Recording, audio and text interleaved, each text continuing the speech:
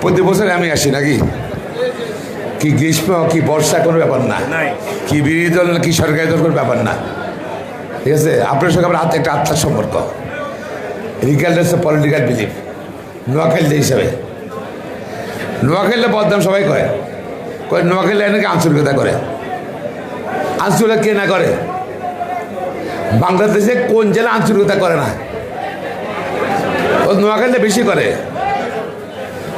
কেন? নোয়াখালীতে ওই কেলকাটাতে নোয়াখালী সমিতি 1907 সালে 9 সালে কেলকাটাতে, এখনো আছে। এটা প্রতিষ্ঠিত 1906 সালে হয়েছে। আর নোয়াখালীতে একটা দেশে যা ঝগড়া বিবাদ হয়, রাজনীতি কোলা গ্রুপিং হয়, যা দল বদল হয়, বাইরে আসার পর আমাদের কারেক্টার এটা, আমরা সব একগোটা থাকি। হ্যাঁ, একগোটা কি দেশের ওই রাজনীতি দ্বন্দ্বমন্ত্র কিছু চিন্তা করি না আমরা। যেখানে এলাকার বাইরে আসলেই কিন্তু আমরা নোয়াখালী চিন্তা করি, এই বাইরে কোনো চিন্তা নেই নাকি? হ্যাঁ, এইটা হলো আমাদের ক্যারেক্টার।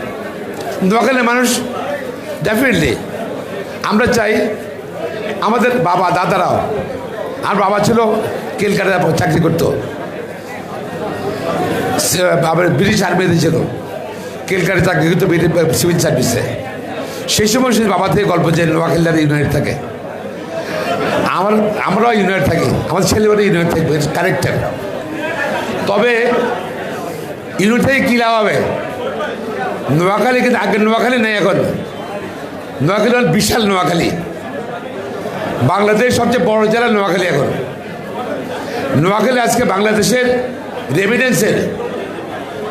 রেমিডেন্স নোয়াখালী মানুষ চাতে বাংলাদেশ চলে।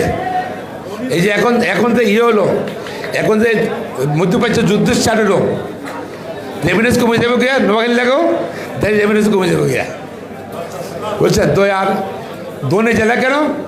নোয়াখালীরা নিজের মাটিতে ভালোবাসে, টাকাটা সে নিজের এলাকায় ইনভেস্টমেন্ট করে, কাজ এলাকায় আত্মীয় দেয়। আমরা এই বৃহত্তর নোয়াখালীর আমরা কি পাইলাম? আমার নোয়াখালীর বিভাগ চাইছি, আমরা সি বিভাগ পাইতেছি না নাকি? পাইলাম আমরা বিভাগ। তো আমাদের মাননীয় মন্ত্রী সাহেব আছে, আমরা তো আছি। আশা করি নোয়াখালীর বিভাগ করার ব্যাপারে গিয়ে আপনি ভূমিকা রাখবেন, আপনার সঙ্গে আমরাও রাখবো। নোয়াখালী বিমানবন্দর করা, নোয়াখালী বিমানবন্দর করা করতে হবে। নোয়াখালীতে এশিয়ার সবচেয়ে বড় ক্যান্টনমেন্ট হয়েছে। এখন চট্টগ্রাম বিমানবন্দর রিপোর্টের দরকার নেই, আমাদের নোয়াখালীতে একটা নৌবন্দর করা হোক, তাইলে স্বয়ংসম্পূর্ণ নোয়াখালী হব।